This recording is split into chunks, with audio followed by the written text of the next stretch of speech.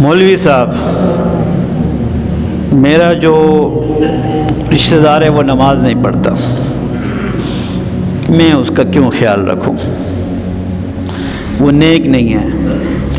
فلانا میری فیکٹری پہ کرنے والا ملازم چوکیدار تہجد گزار ہے، میں تو اس کا خیال رکھوں گا۔ ٹھیک ہے، یہ آپ کا عمل ہے، اللہ اس پر بہترین اجر بھی دے گا، یہ نہیں کہ تمہارا عمل ضائع، مگر قرآن کے مخالف ہے۔ قرآن نے یہ نہیں کہا کہ اس رشتہ دار پر خرچ کرو جو نیک ہے، قرآن نے نہیں کہا۔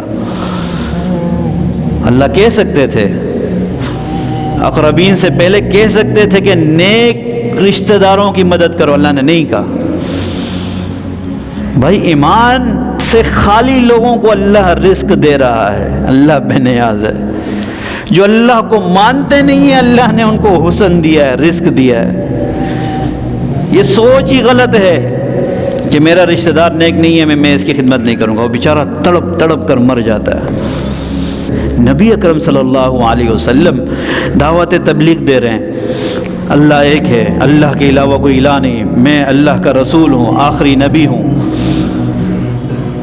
اگلا انسان نہیں مان رہا، نہیں مان رہے کفار، حضور پریشان ہو رہے ہیں۔ اللہ نے کیا کہا کہ تمہارے ذمہ یہ نہیں ہے کہ تم ان کو ایمان پہ ہی لگا دو، ان کے دلوں میں ایمان اتار دو، عبادت میں لگا دو، نمازی بنا دو، جہادی بنا دو۔ تمہارا کام ہے دعوت دینا، جس کو راہ راست پر ہدایت پر آنا ہوگا وہ خود بخود آ جائے گا۔ تمہارا کام ہے اپنے رشتہ داروں کی مدد کرنا، اگر اس نے اللہ کی عبادت کرنی ہوگی وہ اپنے شوق سے آ جائے گا، اس کے طریقے الگ ہیں، وہ نصیحت کا معاملہ الگ ہے۔ اپنے مال دینا اس لیے روک لیا جائے کہ میرے رشتہ داروں میں نیکیاں نہیں ہیں، یہ کوئی عقلی بات نہیں ہے، یہ آپ کا بہانہ ہے اپنے حق سے بچنے کا۔ دیکھیں، جب اللہ نے آپ کو نوازا ہے نا، آپ جتنی خیر خواہی کریں گے، جتنے لوگوں کو نوازیں گے، آپ کا رزق بڑھتا چلا جائے گا، کیونکہ آپ نے ذمہ داری لی ہے لوگوں کی۔ اس لیے کہا جاتا ہے تمہیں تمہارا مال، تمہارا رزق تمہارے ضعیفوں کے بدلے دیا جاتا ہے۔ اس کا کیا مطلب ہے؟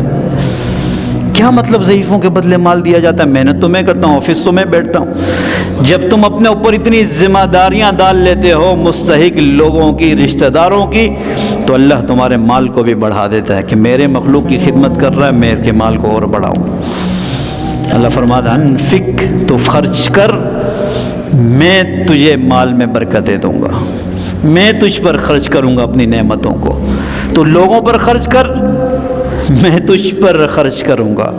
جس دن تو ہاتھ روک لے گا، اللہ فرماتے ہیں میں بھی ہاتھ روک لوں گا۔ جتنا آپ کو اللہ نے وسعت دی ہے، خدا را اپنے مال سے لوگوں کی تکلیفوں کو دور کریں۔